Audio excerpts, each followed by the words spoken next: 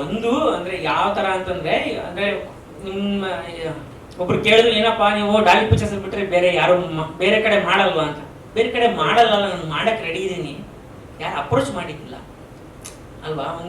ಒಬ್ಬ ಒಳ್ಳೆ ಪ್ರೊಡ್ಯೂಸರ್ ಈಗ ಟಗರುಪಲ್ಲೆ ಗೆದ್ದಾದ್ಮೇಲೂ ಏನ್ ನನಗೇನು ಆ ಥರದ್ದೇನು ಮುಗಿಬಿದ್ದು ಆಫರ್ಗಳ ಸುರಿಮಳೆ ಆ ಥರದ್ದೇನು ಇರಲಿಲ್ಲ. ಅಂದ್ರೆ ಒಂದಷ್ಟು ಕೆಲವರು ಬಂದಿದ್ರು, ಅದು ಕತೆ ಚೆನ್ನಾಗಿರಲಿಲ್ಲ ಅಥವಾ ಅದಾಗಲಿಲ್ಲ ಬಿಟ್ರೆ ಒಂದು ಒಳ್ಳೆ ಕತೆ ಅಥವಾ ಒಂದು ಒಳ್ಳೆ ರೆಗ್ಯುಲರ್ ಪ್ರೊಡ್ಯೂಸರ್ಸ್ ಅಂತ ಹೇಳ್ತೀವಿ, ಅವ್ರು ಯಾರು ನನ್ನ ಹತ್ರ ಏನು ಬಂದಿದ್ದಿಲ್ಲ. ಸೊ ಆಬ್ವಿಯಸ್ಲಿ ನಾನು ಒಳ್ಳೆ ಕತೆ ಒಳ್ಳೆ ಪ್ರೊಡ್ಯೂಸರ್ ಇದ್ದ ನಾನು ಮಾಡೇ ಮಾಡ್ತೀನಿ. ಅದು ಗೆಳೆಯ ಧನಂಜಯನೇ ಮಾಡ್ತೇನೆ ಅಂದಾಗ ಹೋಮ್ ಪ್ರೊಡಕ್ಷನ್ ನಾನೇ ಬೇಡ ಅಂತ ಅಂತ ಅಷ್ಟೇ. ಸೊ ಬೇಸಿಕಲಿ ನಾನು ಹೇಳಿದ ಉದ್ದೇಶ ಏನು ಅಂತಂದ್ರೆ, ಒಂದು ಒಳ್ಳೆ ಪ್ರತಿಭೆ ಅಥವಾ ಒಂದು ಒಳ್ಳೆ ಟೀಮ್ ಇದ್ದಾಗ ಪ್ರೊಡ್ಯೂಸರ್ಸು ಅವ್ರ ಮೇಲೆ ಇನ್ವೆಸ್ಟ್ ಮಾಡಲಿ ಅನ್ನೋ ಉದ್ದೇಶದಿಂದ ಹೇಳಿದೆ ಅಷ್ಟೇ. ಯಾಕಂದ್ರೆ ನೋಡಿ, ನಾನು ಇಕ್ಕಟ್ ಸಿನಿಮಾ ಒಂದು 20-30 ಮನೇಲಿ ಅಷ್ಟು ಚೆನ್ನಾಗಿ ಸಿನಿಮಾ ಮಾಡಿದ್ದಾರೆ ಇವರು ಡೈರೆಕ್ಟರ್ಗಳು ಅಂತಂದ್ರೆ, ಯಾರಾದರೂ ಪ್ರೊಡ್ಯೂಸರ್ಸ್ ನೋಡಿ ಓ ಇವರು ಅಷ್ಟು ಚೆನ್ನಾಗಿ ಮಾಡಿದಾರಲ್ಲ, 2 ಗಂಟೆಗಳ ಕಾಲ ಒಂದು 20-30 ಮನೇಲಿ ಎಂಟರ್ಟೈನ್ ಮಾಡಿದಾರಲ್ಲ ಅಂದ್ರೆ ಇವರು ದೊಡ್ಡ ಸಿನಿಮಾ ಮಾಡಿದ್ರೆ ಚೆನ್ನಾಗಿ ಮಾಡ್ಬೋದಲ್ವ ಅಂತ ಎಷ್ಟು ಜನ ಬಂದರು ಪ್ರೊಡ್ಯೂಸರ್ಸ್ನ ಕೇಳಿ ಅವ್ರನ್ನ ಡೈರೆಕ್ಟರ್ನ. ಐ ಮೀನ್ ಅಂದ್ರೆ ಗೊತ್ತಾಯ್ತಲ್ಲ ಯಾಕೆ ಹೇಳ್ತಾ ಇದ್ದೀನಿ ಅಂತ. ಸೊ ಅಂದ್ರೆ ಒಂದೆಲ್ಲೋ ಪ್ರತಿಭೆ ಇದೆ ಅಂತ ಅಂದಾಗ ದಯವಿಟ್ಟು ನಿರ್ಮಾಪಕರು ಅವ್ರನ್ನ ಗುರುತಿಸಿ ಅದನ್ನ ಆಫರ್ ಕೊಡ್ಲಿ ಅನ್ನೋ ಉದ್ದೇಶದಿಂದ ಹೇಳಿದೆ ಅಷ್ಟೇ.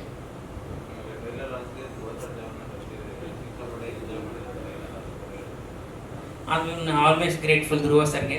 ಅಂದರೆ ಅವರು ನಂಗೆ ಇನ್ನೂ ನೆನಪಿದೆ, ಇಕ್ಕಟ್ ಸಿನಿಮಾ ಆಗಲಿ ಅಥವಾ ನಂದು ಹನಿಮೂನ್ ಅಂತ ಒಂದು ವೆಬ್ ಸೀರೀಸ್ ಇದೆ, ಜಿಯೋ ಹಾಟ್ಸ್ಟಾರಲ್ಲಿ ಇದೆ ನೋಡಿ, ಅದು ನಾನೇ ಬರೆದಿದ್ದು ಹನಿಮೂನ್ ಅಂತ ಸೀರೀಸು. ಅದನ್ನ ನೋಡಿ ನನಗೆ ಫೋನ್ ಮಾಡಿದರು ಧ್ರುವ ಸರ್, ನೋಡಿದೆ ಮಜವಾಗಿತ್ತು, ಏನು ಚೆನ್ನಾಗಿ ಮಾಡಿದಿರ, ನಾವು ನಮ್ಮ ವೈಫ್ ಇಬ್ರು ಕೂತ್ ನೋಡಿ ಎಂಜಾಯ್ ಮಾಡಿದ್ವಿ ಸಿನಿಮಾನ ಅಂತ. ಅದಾದ್ರೆ ಸಿಕ್ದಾಗಲೆಲ್ಲ ನಾನು ಕೇಳ್ತಾ ಇರ್ತಾರೆ, ಬರೋ ಪಾರ್ಟ್ ಮಾಡಿ ಇದು ಸೀಸನ್ 2 ಮಾಡಿ ಸೀಸನ್ 2 ಮಾಡಿ ಅಂತ. ಆಮೇಲೆ ಮದುವೆ ಆದ್ಮೇಲೆ ಅದನ್ನ ರೇಗಿಸ್ತಾ ಇರ್ತಾರೆ, ಬಡಿ ಇನ್ಯಾಕೆ ಮಾಡ್ತೀರಾ, ರಿಯಲ್ ಆಗಿ ಅನಿಮಲ್ ಮಾಡ್ತಿರಲ್ಲ, ಇನ್ನು ಸೀಸನ್ 2 ಮಾಡಲ್ಲ ಬಿಡಿ ನೀವು ಅಂತ. ಒಂದು ಅಂದ್ರೆ ನಾನು ಆ ವಿಚಾರದಲ್ಲಿ ನಾನು ಗ್ರೇಟ್ಫುಲ್ ಇದ್ದೀನಿ ಧ್ರುವ ಸರ್ಗೆ. ಯಾಕೆಂತಂದ್ರೆ ಅದನ್ನ ನೋಡಿ ಮುಕ್ತವಾಗಿ ಅಂದ್ರೆ ಪ್ರತಿ ಒಂದು ಟೈಮ್ ಆಗ್ತಾ ಇದೆ ಮುಗಿಸ್ಬಿಡೋಣ ಅಂತಂದಾಗ ಇಲ್ಲ ನಾನು ನೋಡ್ಬೇಕು ಅಂತ ಒಂದು ಟೀಸರ್ನ ಹಾಕಿಸ್ಕೊಂಡು ಎಲ್ಲ ನೋಡಿ ಇಷ್ಟಪಟ್ಟು, ಆಮೇಲೆ ನಾನು ನೋಡ್ತೀನಿ ಪ್ರೇರಣಾ ಪತಿಯಾಗಿ ಈ ಸಿನಿಮಾನ ಮತ್ತೆ ಪುನಃ ನೋಡ್ತೀನಿ ಅಂತ ಹೇಳಿದ್ರು ಸರ್. ಸೊ ನಾನು ಧ್ರುವ ಸರ್ಗೆ ಆಲ್ಮೋಸ್ಟ್ ಗ್ರೇಟ್ಫುಲ್.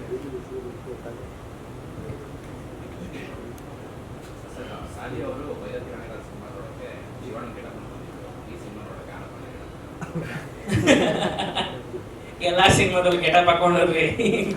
ಅದು ಧನಂಜಯ ಭರತರಣಗಳಿಗೆ ಒಬ್ಬ ಶಿವಣ್ಣನ ಫ್ಯಾನ್ ಆಗಿ ಅಲ್ಲಿ ಹೋಗಿ ಕೂತ್ಕೊಂಡು ನೋಡಿದ್ದು. ಸೊ ಅವನ ಸಿನಿಮಾಗ ಅವನೇ ಫ್ಯಾನ್ ಆಗಿ ಬರಕ್ಕಾಗಲ್ಲ.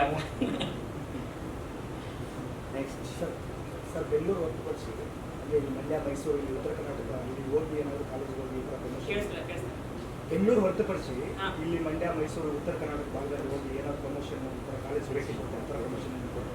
ಒಂದಷ್ಟು ಆಲ್ರೆಡಿ ಹೋಗಿ ಬಂದಿದ್ದೀವಿ. ಸೊ ಇನ್ನೊಂದರ ದಿನಗಳಲ್ಲಿ ಡೆಫಿನೆಟ್ ಆಗಿ ಅಂದ್ರೆ ಪೋಸ್ಟ್ ರಿಲೀಸು ಎಲ್ಲ ಕಡೆ ಹೋಗೋ ಪ್ಲಾನ್ ಇದೆ, ಹೋಗ್ತೀವಿ ಕೂಡ.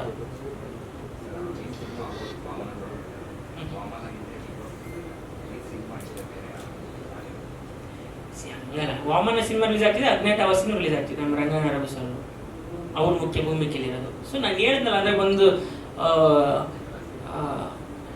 2-3 ಒಳ್ಳೆ ಸಿನಿಮಾಗಳು ಓಡುವಷ್ಟು ಆ ಕೆಪಾಸಿಟಿ ನಮ್ಮಲ್ಲಿ ಅದಿದೆ. ಇದು ಹಿಂದ್ಗಡೆ ಪ್ರೂವ್ ಆಗಿದೆ. ಅಂತ ಸಿನಿಮಾ ಇವಾಗ ಚೆನ್ನಾಗಿ ಓಡಿದಾವೆ. ಸೊ ಎಲ್ಲರೂ ಬರ್ತಾ ಇದೀವಿ. ಒಳ್ಳೆ ದಿನ ಇದ್ದಾಗ ನಾವು ಕನ್ನಡ ಸಿನಿಮಾಗಳೇ ಓಡ್ಲಿ ಅಲ್ವಾ, ಅಷ್ಟೇ.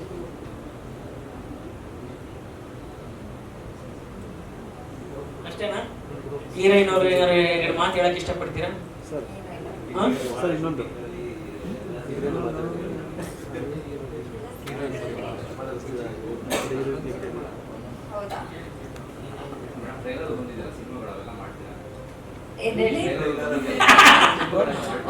ಅಂತ ಒಳ್ಳೆ ಸ್ಕ್ರಿಪ್ಟ್ ಬಂದ್ರೆ ಖಂಡಿತ ಮಾಡ್ತೀನಿ, ಏನಕ್ಕೆ ಮಾಡಲ್ಲ. ಎಲ್ಲ ಫೀಮೇಲ್ ಓರಿಯೆಂಟೆಡ್ ಇದು ಒಂಥರ ಡ್ರೀಮ್ ರೋಲ್ ಯಾವುದೇ ಹೀರೋಯಿನ್ಗೂ. ಸಿನಿಮಾದಲ್ಲೂ ಈ ಸೂಪರ್ ಸ್ಟಾರ್ ಆಗೋದು ತುಂಬಾ. ನಿಮ್ದು ಡ್ರೀಮ್ ರೋಲ್ ಏನು ಮಲ್ಲೇಕ? ಅಂದ್ರೆ ನಾನು ಈ ತರ ಪಾತ್ರ ಮಾಡ್ಬೇಕು ಅಂತ. ನಾನು ನಿಜವಾಗ್ಲೂ ಡ್ರೀಮ್ ರೋಲ್ ಏನಂದ್ರೆ ಮೊಗ್ಗಿನ ಮನಸ್ಸು ಬಂತಲ್ಲ, ಮೊಗ್ಗಿನ ಮನಸ್ಸು ತರ ಒಂದ್ ಕತೆ ಮಾಡ್ಬೇಕಂತ ತುಂಬಾ ಆಸೆ. ಅದೊಂಥರ ನನಗೂ ಒಬ್ಬ ಗೆಳೆಯ ಬೇಕು. ಬರೀ ಅದನ್ನೇ ಏನಕ್ಕೆ ಫೋಕಸ್ ಮಾಡ್ತೀರಾ? ಕಾಲೇಜ್ ಲೈಫ್ ಆ ತರ ಒಂದ್ ಕತೆ. ಸೊ ಬೇಸಿಕಲಿ ಒಂದು ಕಾಲೇಜ್ ಲವ್ ಸ್ಟೋರಿ ಮಾಡೋದು ನಿಮ್ದೊಂದು ಸದ್ಯದ ಡ್ರೀಮು. ಸರ್ ನಿಮ್ದು ಯಾವುದು ಸರ್ ಡ್ರೀಮ್? ನಿಮ್ ಡ್ರೀಮ್ ಸದ್ಯಕ್ಕೆ ನಂಗೆ ಸಿನಿಮಾ ಗೆಲ್ಬೇಕು ಸರ್ ಹೇಳಿ, ಪರವಾಗಿಲ್ಲ. ಹೇಗೆ ಅವ್ರನ್ನ ಕೇಳಿದ್ರಿ ಸರ್, ನೀವು ಹೇಳ್ಬಿಡಿ ಪರವಾಗಿಲ್ಲ. ನನಗೆ ಡ್ರೀಮ್ ರೋಲ್ ಅಂತಿಲ್ಲ, ಒಂದಿಷ್ಟು ನನಗೆ ನಾನು ಈ ಗೌರಿ ಗಣೇಶ, ಗಣೇಶ ಸುಬ್ರಹ್ಮಣ್ಯ, ಯಾರಿಗೂ ಹೇಳ್ಬೇಡಿ, ಈ ತರ ಸಿನಿಮಾಗಳಿದಾವಲ್ಲ, ಈಗ ರಾಮಶ್ಯಾಮ ಈ ಸಿನಿಮಾಗಳು ನನಗೆ ಬಹಳ ಇಷ್ಟ. ಅಂದ್ರೆ ನಂಗೆ ಇವತ್ತಿಗೂ ನಾವು ಕೂತ್ಕೊಂಡು ಇನ್ನೇನೋ ತಿಂತ ಅಲ್ವಾ ಟೀ ಕುಡಿತಾ ಅದನ್ನೆಲ್ಲ ಯಾವ ಯೂಟ್ಯೂಬ್ ಸೀನ್ ಹಾಕೊಂಡು ನೋಡ್ತಾ ಇರ್ತೀವಲ್ಲ. ಸೊ ಈ ಸಿನಿಮಾಗೆ ಎಕ್ಸ್ಪೈರಿ ಡೇಟ್ ಅನ್ನೋದೇ ಇಲ್ಲ. ಸೊ ನನಗೆ ಈ ತರ ಸಿನಿಮಾಗಳು ಮಾಡಬೇಕು ಅನ್ನೋದು ಆಸೆ. ನನ್ಗೆ ಆ ತರದ್ದು ಸ್ಕ್ರಿಪ್ಟ್ಗಳು ಸಿಕ್ಕಿದ್ರೆ ನಾನು ಆಲ್ವೇಸ್ ಓಪನ್. ನನಗೆ ಹೀರೋಯಿಸಮ್ ಅಂತ ಇರ್ತಿರಲ್ಲ, ಏನಿಲ್ಲ. ಐ ಮೀನ್ ಈ ತರ ಜನರನ್ನ ನಗಿಸ್ಬೇಕು ಆದಷ್ಟು, ಈ ತರ ಸಿನಿಮಾಗಳು ಇಷ್ಟ. ಸೊ ನಾನು ಆ ತರ ಸಿನಿಮಾಗಳನ್ನ ಎದುರು ನೋಡ್ತಾ ಇದ್ದೀನಿ. ಸರ್ ರಿಯಲ್ ವಿದ್ಯಾಪತಿ ಶ್ರೀ ಮುರಳಿ ಅವ್ರನ್ನ ಇನ್ವೈಟ್ ಮಾಡ್ತಾ ಇದ್ದಾರೆ. ಶ್ರೀ ಮುರಳಿ ಅವ್ರನ್ನ, ಅವರು ರಿಯಲ್ ಲೈಫ್ ವಿದ್ಯಾಪತಿ ಅವರು, ಅದಕ್ಕೆ ಇನ್ವೈಟ್ ಮಾಡ್ತಾ ಡೆಫಿನೆಟ್ ಆಗಿ ಅವ್ರನ್ನ ನಾನು ಸಿನಿಮಾ ನೋಡಿ ಅಂತ ನಾನು ಕೇಳ್ಕೊಳ್ತೀನಿ. ಸೊ ಅವರು ಪತ್ನಿ ಸಮೇತ ವಿದ್ಯಾ ಮತ್ತು ವಿದ್ಯಾಪತಿ ಆಗಿ ಬಂದು ನಮ್ಮ ಸಿನಿಮಾ ನೋಡ್ತಕ್ಕಂತ ಅನ್ಕೊಂಡಿದ್ದೀನಿ. ಸರ್ ಹಾಗೆ ಇನ್ನೊಂದು, ಇದು ಟಗರ್ ಪಾಳ್ಯ ಇವೆಂಟಲ್ಲಿ ಡಿ ಬಾಸ್ ಅವರು ನಿಮ್ಮದು ಇಕ್ಕಟ್ ಸಿನಿಮಾ ನೋಡಿ ತುಂಬ ಖುಷಿ ಪಟ್ಟಿದ್ರು.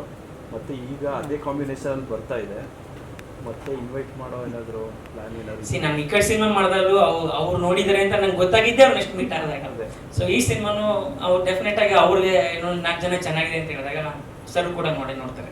ನೀವೇನಾದ್ರು ಇನ್ವೈಟ್ ಡೆಫಿನೆಟ್ ಆಗಿ ಕೇಳ್ತೀನಿ ನೋಡಿ ಸರ್ ಅಂತ. ಮುಗಿಸೋಣ. ಓಕೆ, ಇಲ್ಲ ಹರ್ಷಣ ಏನಾದ್ರು ಕೇಳಿದೆ ನೀವು? ಹರ್ಷಣ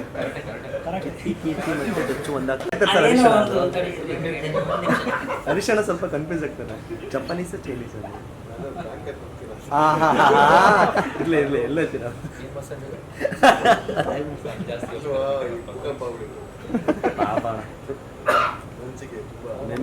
ನಿನ್ನೆ 700 ಜನ ಸತ್ತೋದ್ರೆ. ನಿನ್ನೆ 700 ಜನ ರಂಜಾನ್ ನಮಾಜ್ ಮಾಡ್ಬೇಕಾದ್ರೆ ಫುಲ್ 700 ಜನ ಸ್ಪಾಟ್ ಔಟ್. ಮಾಡಿ 1 2 3 ಸ್ಟಾರ್ಟ್. ತೊಕೆ ವಿದ್ಯಾಪತಿ ಅಂದ್ರೆ ಏನಂತ ಕೇಳ್ತಾರೆ? ವಿದ್ಯಾಪತಿ ನೋಡಿ ಅಂತ ಜಪಾನೀಸ್ ಅಲ್ಲಿ. ಅಯ್ಯಯ್ಯೋ, ಈಗ ಗೂಗಲ್ ಟ್ರಾನ್ಸ್ಲೇಟ್ ಮಾಡಿ ನೋಡಿ ಹೇಳಿ. ತೊಕೆ ತೊಕೆ ವಿದ್ಯಾಪತಿ. 1 2 3 ಸ್ಟಾರ್ಟ್. ತೊಕೆ ವಿದ್ಯಾಪತಿ.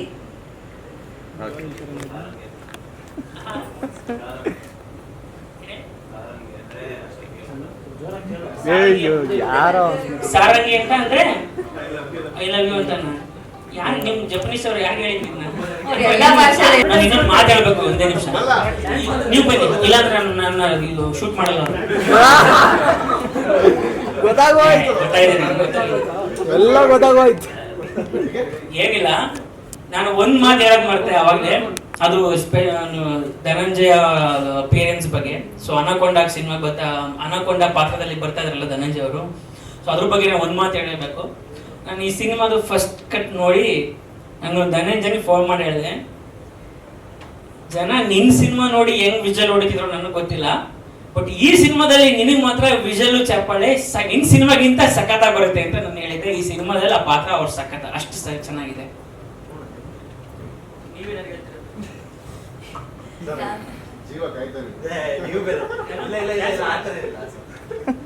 ನಾನು ಅವ್ರನ್ನ ಆಸ್ ಅ ಪ್ರೊಡ್ಯೂಸರ್ ಆಗಿ ಎಲ್ಲ ಕಡೆ ಹೇಳಿರೋದೇ,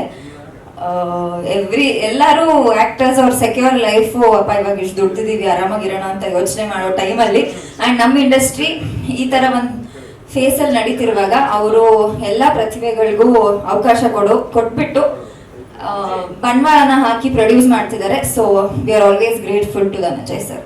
ಅಂಡ್ ನಮ್ಮ ಸಿನಿಮಾದಲ್ಲಿ ಅವ್ರು ಬಂದು ಆಕ್ಟ್ ಮಾಡಿದ್ದಾರೆ ಅಂದ್ರೆ ಅದ್ರ ಒಂದು ಲೆವೆಲ್ ಮೇಲೆ ಹೋದಂಗೆ. ಸೊ ಅವ್ರು ಹೇಳ್ದಾಗ ಸ್ವಲ್ಪ ಜವಾಬ್ದಾರಿ ಅವ್ರಿಗೂ ಕೊಡ್ಬೋದು ನಾವು. ಈಗ ಯಾವ ಜೀವಗಳು ಡ್ಯಾನ್ಸ್ ಮಾಡಬೇಕು ಅಂತ ದಯವಿಟ್ಟು ಆ ಜೀವಗಳನ್ನ ಬಂದು